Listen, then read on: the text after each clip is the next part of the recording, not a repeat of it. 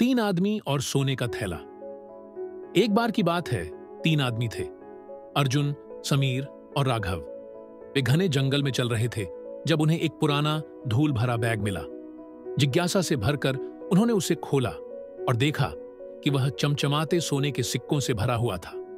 उनकी आंखें विश्वास नहीं कर पाईं। यह तो उनकी ख्वाबों की दौलत थी।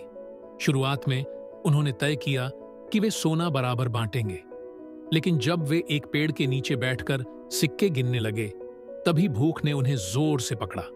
मैं विलेज जाऊंगा और खाने के लिए कुछ लाऊंगा, अर्जुन ने कहा।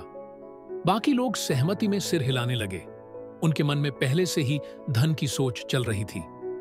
जैसे ही अर्जुन चला गया, समीर और राघव ने एक दूसरे को देखा। हमें उसे क्यों बांटना चाहिए? समीर ने फुसफुसाते हुए कहा। उसकी आवाज लालच से भरी थी। जब वह लौटेगा तो हम उसे खत्म कर देंगे और फिर हम सारा सोना अपने पास रख सकेंगे। राघव ने मुस्कुराते हुए कहा, तुम ठीक कह रहे हो, लेकिन हमें चालाकी से करना होगा। इस बीच अर्जुन विलेज पहुंचा और समय बर्बाद नहीं करना चाहकर उसने खाने में पॉइजन मिला दिया। सोचा कि अगर वे सब साथ मिलकर खाएंगे तो वह पूरा ट्रेजर अपने लिए ले लेगा। जब अर्जुन लौट आया तो समीर और राघव ने उसे खुशी से स्वागत किया। तुमने तो सही समय पर लाया, राघव ने कहा, खुशी का नाटक करते हुए।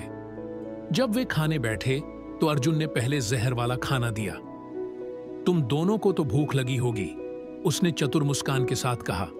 उन्होंने खाना खाना शुरू किया और अर्जुन ने संतोष का अनुभव किया जब उसने उन्हें खाते देखा। लेकिन कुछ मिनटों बाद समीर और राघव बीमार महसूस करने लगे। क्या हो रहा है? मैं चक्कर महसूस कर रहा हूं, समीर ने कहा। उसकी आंखें डर से भरी हुई थीं। अर्जुन का चेहरा बदल गया जब उसने समझा कि कुछ गड़बड़ है। तुमने खाने में कुछ नहीं डाला है ना? राघव ने घबराहट में पूछा।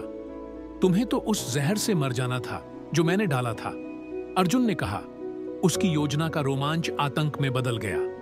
उससे पहले कि वह कुछ कर सके, समीर और राघव दोनों गिर पड़े, सांसें छोड़ते हुए। जैसे ही उनके शरीर जमीन पर गिरे, अर्जुन हैरान खड़ा रहा। उसे एहसास हुआ उसकी लालच ने उसे अपने दोस्तों से धोखा देने पर मजबूर कर दिया। लेकिन अब वह अकेला था और सोने के थैले के साथ एक ठंडी खामोशी थी। कुछ ही क्षणों बाद जब वह अगले कदम पर विचार कर रहा था, अर्जुन को अचानक चक्कर आने लगा। वह पॉइजन जो उसने उनके लिए रखा था अब उसके शरीर में भी दौड़ रहा था। एक एक करके वे सभी अपनी लालच के प्रभाव में सकंब हो गए। सोने का थैला वहीं पड़ा रहा, उनके महत्वाकांक्षा और विश्वासघात का प्रतीक। जंगल में फिर से सन्नाटा छा गया, एक डरावनी कहानी छोड़ते हुए जो उनकी विदाई के बाद भी लिंगर करती रहेगी।